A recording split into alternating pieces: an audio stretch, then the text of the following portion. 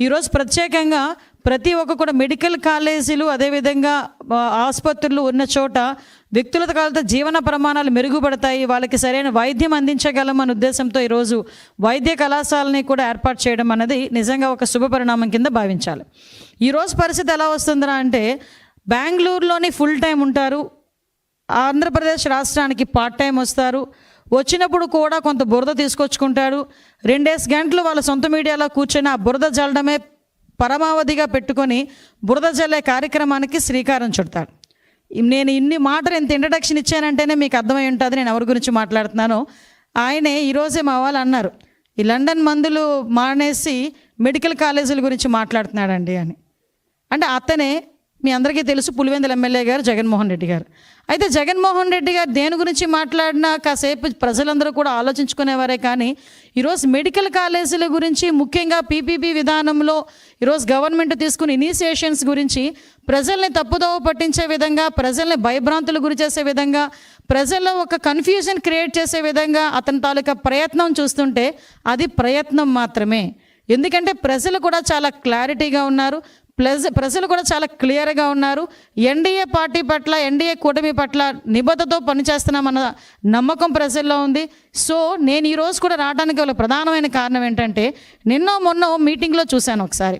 ఓవరాల్గా చూస్తూ ఉంటే అతను ఏం మాట్లాడుతున్నాడంటే అతగాడి హయాంలో సుమారుగా 17 మెడికల్ కాలేజీలు వచ్చేసినాయి. ఈ 17 మెడికల్ కాలేజీలు ఉన్నట ఆ దారంటే వెళ్తుంటే సైడ్కి తిరిగి చూస్తే అక్కడ మెడికల్ కాలేజ్ కనిపిస్తే ఆహా అని చిన్న గ్యాప్ ఇచ్చి ప్రజలందరూ కూడా ఆశ్చర్యపోతున్నారట. అయితే ఆయన అన్న తర్వాత మేము కూడా ఒకసారి చూద్దాం ఈ 17 కాలేజీల్లో ఆహా అనేటంతగా ఎంత ఉన్నదా అని ఒకసారి చూసేసరికి ఒక్కసారి మీరు కూడా ఒకసారి చూడాలి. ఇక్కడ for example Madanapalle medical college అండి. ఇది మదనపల్లి మెడికల్ కాలేజ్కి సంబంధించి ప్రభుత్వ వైద్య కళాశాల బోర్డు అయితే మాత్రమే ఉంది, ఆహా అనడానికి బోర్డు ఉంది. సో ఇక్కడ ఫర్ ఎగ్జాంపుల్ ఇది మెడికల్ కాలేజ్ తాలూకా ప్రాంగణం కట్టడం. ఓకే, ఇక్కడ మనం ఏమనుకోవాలి, ఈ పిల్లర్ ఏమో ల్యాబ్ అనుకోవాలి, ఈ పిల్లర్ ఏమో రీడింగ్ రూమ్ అనుకోవాలి, లేదు అనుకుంటే ఈ పిల్లర్ ఏమో ఒక లైబ్రరీ అనుకోవాలి.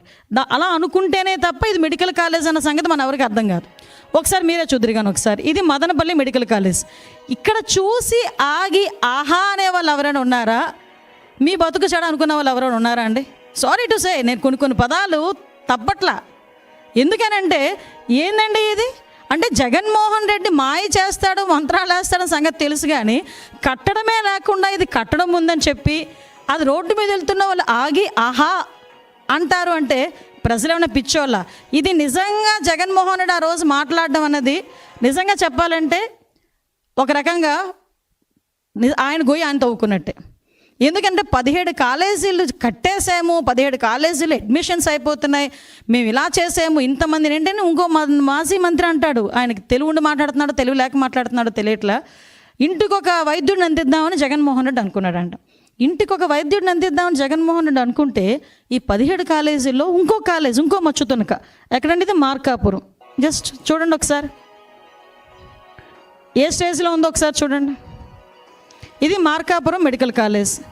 ఇందులో అడ్మిషన్స్ అయితే ఎక్కడ కూర్చొని చదువుకుంటారు విద్యార్థులు?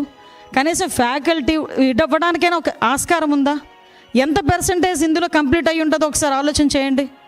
ఆహా అనుకునే స్ట్రక్చర్ ఇది ఒకటి. Next structure Bapatla medical college. ఇది ఇవన్నీ ఆయన 17 మెడికల్ కాలేజీలను ఇచ్చాను అని చెప్తున్న దాంట్లో మచ్చుతునకలు ఇవన్నీ నేను చెప్తున్నవి. ఒకసారి ఇది చూడండి, ఒకసారి ఇది ఏ స్టేజ్లో ఉందో చూడండి.